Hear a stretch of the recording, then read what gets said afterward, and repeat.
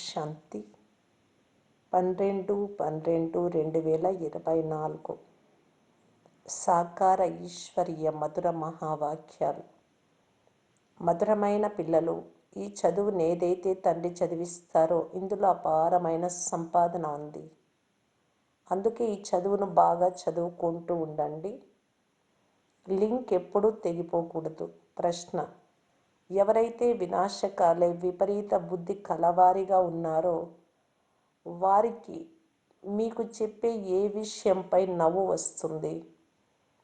జవాబు: ఇప్పుడు వినాశన కాలం సమీపంగా ఉంది అని మీరు అన్నప్పుడు వారికి నవ్వు వస్తుంది. మీకు తెలుసు, తండ్రి అయితే ఇక్కడే కూర్చొని ఉండిపోరు. తండ్రి డ్యూటీ పావనంగా తయారు చేయడం. ఎప్పుడైతే పావనంగా అయిపోతారో మీరు, అప్పటికి ఈ పాత ప్రపంచం వినాశనం అవుతుంది, క్రొత్తది వస్తుంది. ఈ యుద్ధము ఉన్నదే వినాశనం కొరకు. మీరు దేవతలుగా తయారైతే ఇక ఈ కలియుగ చీచీ సృష్టిపైకి రాలేరు. ఓం శాంతి. ఆత్మిక తండ్రి కూర్చొని ఆత్మిక పిల్లలకు అర్థం చేయిస్తారు. మేము చాలా అవివేకులుగా అయిపోయాము అని పిల్లలు భావిస్తారు. మాయా రావణుడు అవివేకులుగా చేసేశాడు. క్రొత్త సృష్టి స్థాపన జరగవలసినప్పుడు తండ్రి తప్పకుండా రావాల్సిందేనని కూడా పిల్లలు భావిస్తారు. త్రిమూర్తి చిత్రం కూడా ఉంది. బ్రహ్మ ద్వారా స్థాపన, విష్ణు ద్వారా పాలన, శంకరుడి ద్వారా వినాశనం. ఎందుకంటే కరణ్ కరావన్హార్, చేసేవారు మరియు చేయించేవారు అయితే తండ్రే కదా. స్వయం చేస్తూ మరియు చేయించేవారు వారొక్కరే. మొదట ఎవరి పేరు వస్తుంది? ఎవరైతే చేస్తారో వారి పేరు మొదట వస్తుంది. ఆ తర్వాత ఎవరి ద్వారానైతే చేయిస్తారో వారి పేరు వస్తుంది. వారిని చేసేవారు మరియు చేయించేవారు అని అంటారు కదా. బ్రహ్మ ద్వారా క్రొత్త ప్రపంచ స్థాపనను చేయిస్తారు. ఇది కూడా పిల్లలకు తెలుసు. మన క్రొత్త ప్రపంచం ఏదైతే ఉందో, దేనినైతే మనం స్థాపన చేస్తున్నామో దాని పేరు దేవీ దేవతల ప్రపంచం. సత్యుగంలోనే దేవీ దేవతలు ఉంటారు. ఇంకెవరిని ఇలా దేవీ దేవతలు అని అనరు.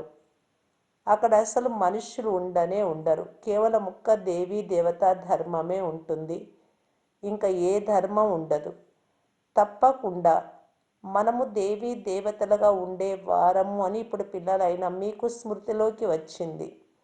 ఆ గుర్తులు కూడా ఉన్నాయి. ఇస్లాములు, బౌద్ధులు, క్రిస్టియన్లు మొదలైన వారందరికీ తమ తమ గుర్తులు ఉన్నాయి. మీ రాజ్యం ఉన్నప్పుడు ఇంకెవ్వరూ ఉండేవారు కాదు.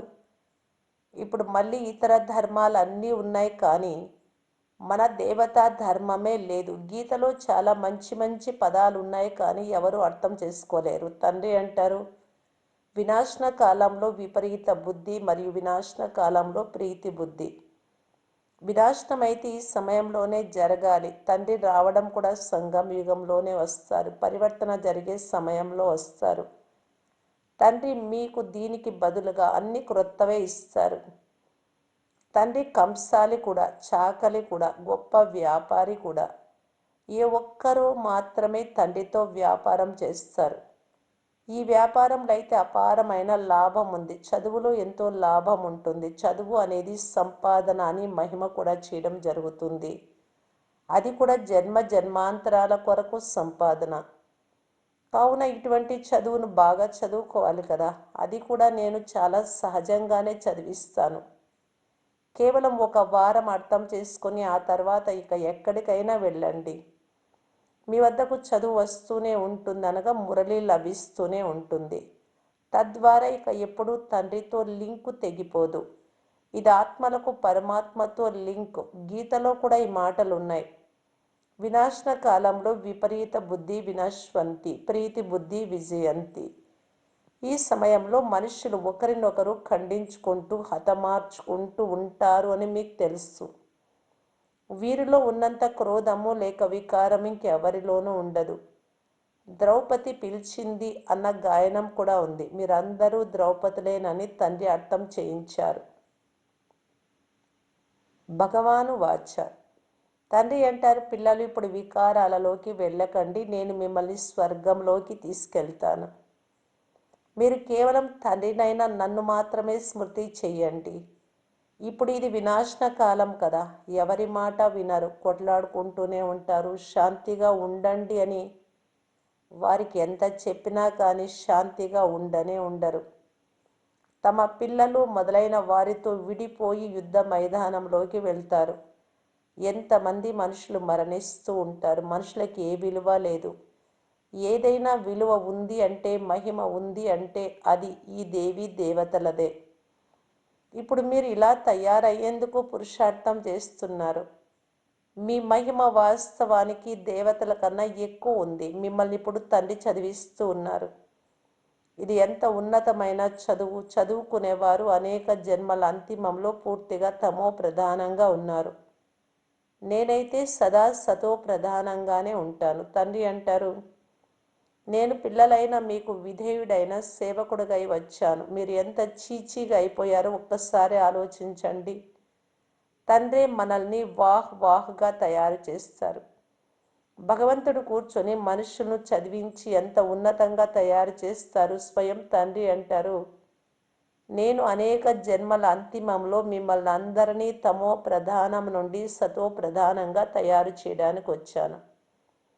ఇప్పుడు మిమ్మల్ని చదివిస్తూ ఉన్నాను. తండ్రి అంటారు, నేను మిమ్మల్ని స్వర్గవాసులుగా తయారు చేశాను, మరి మీరు నరకవాసులుగా ఎలా అయ్యారు? ఎవరు తయారు చేశారు? వినాశన కాలంలో విపరీత బుద్ధి వినశ్వంతి, ప్రీతి బుద్ధి విజయంతి అన్న గాయనం కూడా ఉంది. ఇక ఎంతెంతగా ప్రీతి బుద్ధి కలవారిగా ఉంటారో అనగా చాలా స్మృతి చేస్తారో అంతగా మీకే లాభం. ఇది యుద్ధ మైదానం కదా. గీతలో ఏ యుద్ధం గురించి చెప్పారు అన్నది ఎవ్వరికీ తెలియదు. వారైతే కౌరవులు మరియు పాండవుల యుద్ధాన్ని చూపించారు. కౌరవ సాంప్రదాయము మరియు పాండవ సాంప్రదాయం కూడా ఉన్నాయి, కానీ యుద్ధం అంటూ ఏదీ లేదు.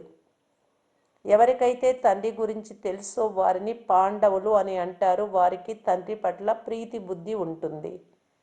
ఎవరికైతే తండ్రి పట్ల విపరీత బుద్ధి ఉందో వారిని కౌరవులు అని అంటారు. ఈ పదాలైతే చాలా మంచి ఉన్నాయి, అర్థం చేసుకోదగినవిగా ఉన్నాయి. ఇప్పుడు ఇది సంగం యుగం, క్రొత్త ప్రపంచ స్థాపన జరుగుతోంది అని పిల్లలైనా మీకు తెలుసు. బుద్ధిని ఉపయోగించాలి. ఇప్పుడు ప్రపంచం ఎంత పెద్దగా ఉంది. సత్యుగంలో ఎంత కొద్ది మంది మనుషులు ఉంటారు. చిన్న వృక్షం ఉంటుంది కదా, అదే వృక్షం మళ్ళీ పెద్దగా అవుతుంది. మనుష్య సృష్టి రూపీ తలక్రిందుల వృక్షం ఎలా ఉంటుంది, ఇది కూడా ఎవరు అర్థం చేసుకోరు. దీనిని కల్ప వృక్షం అని అంటారు. వృక్షం యొక్క జ్ఞానం కూడా కావాలి కదా. ఇతర వృక్షాల జ్ఞానం అయితే చాలా సులభము, వెంటనే చెప్పేస్తారు. ఈ వృక్షం యొక్క జ్ఞానం కూడా అంతే సులభం, కానీ ఇది మానవ వృక్షం. మనుషులకు తమ వృక్షం గురించి తెలియనే తెలియదు. భగవంతుడు రచయిత అని కూడా అంటారంటే తప్పకుండా వారు చైతన్యమైన వారు అనే కదా. తండ్రి సత్యము, చైతన్యము, జ్ఞానసాగరుడు. వారిలో ఏ జ్ఞానం ఉంది, ఇది కూడా ఎవరు అర్థం చేసుకోరు. తండ్రి బీజరూపుడు, చైతన్యుడు. వారి ద్వారానే మొత్తం రచన అంతా జరుగుతుంది. కావున తండ్రి కూర్చొని అర్థం చేయిస్తారు. మనుషులకు తమ వృక్షం గురించి తెలియనే తెలియదు. ఇతర వృక్షాల గురించి అయితే బాగా తెలుసు. వృక్షం యొక్క బీజం ఒకవేళ చైతన్యంగా ఉన్నట్లయితే అది చెప్పగలదు, కానీ అది జడమైనది. కావున ఇప్పుడు పిల్లలైన మీకే రచయిత మరియు రచన యొక్క రహస్యం గురించి తెలుసు. వీరు సత్యము, చైతన్యము, జ్ఞానసాగరుడు, చైతన్యమైన వారు. కావున మాట్లాడగలరు కదా. మనుష్య తనువు అన్నింటికంటే ఉన్నతమైనదిగా మరియు అమూల్యమైనదిగా మహిమ చేయబడింది. దాని విలువను వర్ణించలేరు. తండ్రి వచ్చి ఆత్మలకు అర్థం చేయిస్తారు. మీరు రూప్ కూడా, బసంత్ కూడా, అంటే జ్ఞాని, యోగి. తండ్రి జ్ఞానసాగరుడు. వారి ద్వారా మీకు రత్నాలు లభిస్తాయి. ఇవి జ్ఞాన రత్నాలు. ఈ రత్నాల ద్వారా మీకు ఆ రత్నాలు కూడా లెక్కలేనన్ని లభిస్తాయి. లక్ష్మీనారాయణల వద్ద ఎన్ని రత్నాలు ఉన్నాయో చూడండి. వారు వజ్ర వైడ్యూర్యాల మహల్లలో ఉంటారు. దాని పేరే స్వర్గం. దానికి మీరు యజమానులుగా అవ్వనున్నారు. ఎవరైనా పేదవారికి అకస్మాత్తుగా పెద్ద లాటరీ లభిస్తే పిచ్చివాడైపోతాడు కదా. తండ్రి కూడా అంటారు, మీకు విశ్వరాజ్య అధికారం లభిస్తుంది. కావున మాయ ఎంతగా ఎదుర్కొంటూ ఉంటుంది. మాయ ఎంత మంచి మంచి పిల్లలను కూడా మింగేస్తుంది. ఇది మున్ముందు మీకు తెలుస్తుంది. పూర్తిగా తినేస్తుంది. మీరు పామును చూశారు, అది కప్పను ఎలా పట్టుకుంటుంది? ఏనుగును ముసలి మింగేసినట్లుగా ఉంటుంది. పాము కప్పను పూర్తిగా మొత్తానికి మింగేస్తుంది. మాయ కూడా అటువంటిదే. పిల్లలు జీవిస్తూ ఉండగానే వారిని పట్టుకొని పూర్తిగా అంతం చేసేస్తుంది. దానితో ఇక ఎప్పుడు తండ్రి పేరును కూడా తలుచుకోరు. యోగ బలం యొక్క శక్తి మీలో చాలా తక్కువగా ఉంది. మొత్తం ఆధారం అంతా యోగ బలంపైనే ఉంది. ఏ విధంగా పాము కప్పను మింగేస్తుందో అలా పిల్లలైన మీరు కూడా మొత్తం రాజ్య అధికారం అంతటిని మింగేస్తారు. మొత్తం విశ్వరాజ్య అధికారాన్ని మీరు క్షణంలో తీసేసుకుంటారు. తండ్రి ఎంత సహజమైన యుక్తిని తెలియజేస్తారు. ఇందులో మారణాయుధాలు మొదలైనవి ఏవీ లేవు. తండ్రి జ్ఞాన యోగాల అస్త్ర శస్త్రాలను ఇస్తారు. వారేమో స్థూలమైన మారణాయుధాలు మొదలైన వాటిని చూపించారు. పిల్లలైన మీరు ఈ సమయంలో అంటారు, మేము ఎలా ఉన్నవారం ఎలా అయిపోయాం. మీరు ఎలా కావాలనుకుంటే అలానండి, మేమైతే అలా తప్పకుండా ఉండేవారము. వారు కూడా మనుషులే, కానీ గుణాలు మరియు అవగుణాలు అయితే ఉంటాయి కదా. దేవతలలో దైవీ గుణాలు ఉన్నాయి. అందుకే మీరు సర్వగుణ సంపన్నులు. నిర్గుణలమైన మాలో ఏ గుణము లేదు అని అంటూ వారి మహిమను చేస్తారు. ఈ సమయంలో మొత్తం ప్రపంచమంతా నిర్గుణంగా ఉంది, అనగా దైవీ గుణం ఒక్కటి కూడా లేదు. గుణాలను నేర్పించే తండ్రి ఎవరైతే ఉన్నారో వారి గురించే తెలియదు. అందుకే వినాశనకాలే విపరీత బుద్ధి అని అంటారు. ఇప్పుడు సంగమ యుగంలో వినాశనం అయితే తప్పకుండా జరిగేదే ఉంది. ఇప్పుడు పాత ప్రపంచం వినాశనం అవుతుంది, మరియు క్రొత్త ప్రపంచం స్థాపన అవుతుంది. దీనిని వినాశకాలం అని అంటారు. ఇది అంతిమ వినాశనం. మళ్ళీ అర్ధకల్పం ఎటువంటి యుద్ధము మొదలైనవి జరగవు. మనుషులకి ఏమీ తెలియదు. వినాశకాలే విపరీత బుద్ధి ఉంది, కావున తప్పకుండా పాత ప్రపంచ వినాశనం జరుగుతుంది కదా. ఈ పాత ప్రపంచంలో ఎన్ని ఆపదలు ఉన్నాయి, మరణిస్తూనే ఉంటారు. తండ్రి ఈ సమయంలోని పరిస్థితి గురించి చెప్తున్నారు. తేడా అయితే ఎంతో ఉంది కదా. ఈరోజు భారత్ పరిస్థితి ఇలా ఉంది, రేపు భారత్ ఎలా ఉంటుంది. ఈరోజు ఇలా ఉన్నారు, రేపు మీరు ఎక్కడ ఉంటారు. మొదట క్రొత్త ప్రపంచం ఎంత చిన్నదిగా ఉండేదో మీకు తెలుసు. అక్కడైతే మహల్లో ఎన్ని వజ్ర వైఢూర్యాలు మొదలైన ఉంటాయి. భక్తి మార్గంలో కూడా మీ మందిరాలు తక్కువగా ఏమీ ఉండవు. కేవలం ఒక్క సోమనాథ మందిరం మాత్రమే ఉండదు కదా. ఎవరైనా ఒకరు తయారు చేస్తే వారిని చూసి ఇతరులు కూడా తయారు చేస్తారు. ఒక్క సోమనాథ మందిరం నుండి ఎంతగా దోచుకున్నారు. ఇక తర్వాత కూర్చొని తమ స్మృతి చిహ్నాలను తయారు చేసుకున్నారు. గోడలలో రాళ్ళు మొదలైనవి పొదుగుతారు. ఈ రాళ్లకు విలువ ఎంత ఉంటుంది. ఇంత చిన్న వజ్రానికి కూడా ఎంత ధర ఉంది. బాబా రత్నాకరుడు. ఒక్క రత్తి అంత బరువు చేసే వజ్రం ఉండేది. ఒక రత్తి అంటే 0.12 గ్రాములు. అది 90 రూపాయల విలువ చేసేది. ఇప్పుడు దాని విలువ వేల రూపాయల్లో ఉంది. అవి దొరకవు కూడా. విలువ ఇంకా ఎంతో పెరిగిపోయింది. ఈ సమయంలో విదేశాలు మొదలైన చోట్ల ధనం ఎంతో ఉంది, కానీ సత్యుగంలో పోలిస్తే ఇవి అసలు ఏమీ కాదు. ఇప్పుడు తండ్రి అంటారు, వినాశన కాలంలో విపరీత బుద్ధి, వినాశనం సమీపంగా ఉంది అని మీరంటే మనుషులు నవ్వుతారు. తండ్రి అంటారు, నేను ఎంత సమయం కూర్చొని ఉంటాను, నాకు ఇక్కడ ఏమైనా ఆనందం కలుగుతుందా. నేనైతే సుఖవంతునిగాను అవ్వను, అలాగే దుఃఖితునిగాను అవ్వను. నాపై పావనంగా తయారు చేసే డ్యూటీ ఉంది. మీరు ఇలా ఉండేవారు, ఇప్పుడు ఇలా తయారయ్యారు. మళ్ళీ మిమ్మల్ని ఇలా ఉన్నతంగా తయారు చేస్తాను. మనం మళ్ళీ అలా తయారవ్వనున్నామని మీకు తెలుసు. ఇప్పుడు మీకు తెలివి వచ్చింది. మనం ఈ దైవీ వంశానికి చెందిన సభ్యులుగా ఉండేవారం. రాజ్యం ఉండేది. మళ్ళీ అలాగే మన రాజ్యాన్ని పోగొట్టుకున్నాం. ఆ తర్వాత ఇతరులు రావడం మొదలుపెట్టారు. ఇప్పుడు ఇక ఈ చక్రం పూర్తి అవుతుంది. లక్షల సంవత్సరాలు కల్పమంతా ఉండదు అని మీరు అర్థం చేసుకున్నారు. ఈ యుద్ధం ఉన్నదే వినాశనపు యుద్ధం. అటువైపు అయితే చాలా ప్రశాంతంగా మరణిస్తారు. ఇటువంటి కష్టం ఉండదు. హాస్పిటల్స్ మొదలైనవి ఏవి ఉండవు. ఎవరు కూర్చొని సేవ చేస్తారు మరి ఏడుస్తారు. అక్కడైతే ఈ ఆచారమే ఉండదు.